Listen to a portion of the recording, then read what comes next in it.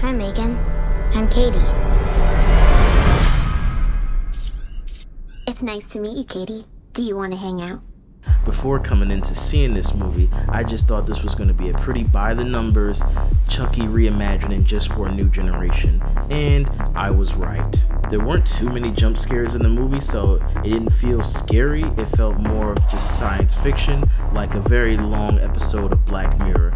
That was a detriment to the pacing of the film and the fact that it was trying to target a PG-13, because now all the kills you didn't get to see, so everything that was or could have been awesome about the movie was done off screen. The opening scene could have been a lot more impactful if it would have just showed us how Cady lost her parents versus cutting off screen just before it happened. You do get a sense of obviously what happened, but not seeing it is also less impactful for the audience. I do find it interesting that once Cady went with her aunt who works at a toy company is making toys for kids, super unequipped to take care of Cady, and even tells her, listen, I didn't sign up for this. I'm not equipped to handle this. I don't even take care of my own plants.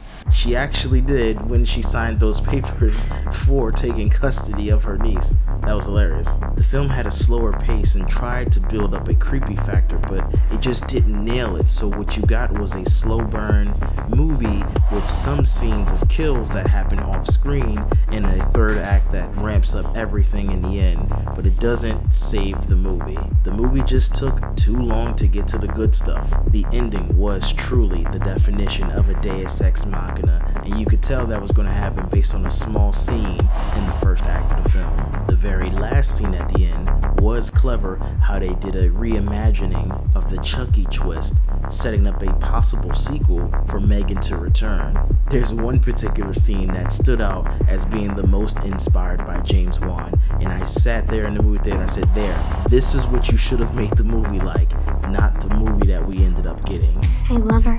M3GAN's not a person, Cady. You don't get to say that. That's the magic of a January release.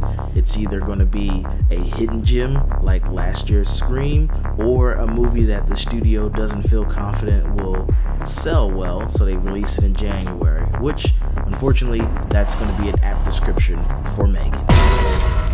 M3GAN, what are you doing? Couldn't sleep. Occupational hazard. So I'm going to give this movie 6 M3GAN dolls out of 10. So, what do you think? Agree? Disagree? Let me know in that comment box below. And for more reviews, keep it locked on CPG. You should probably run.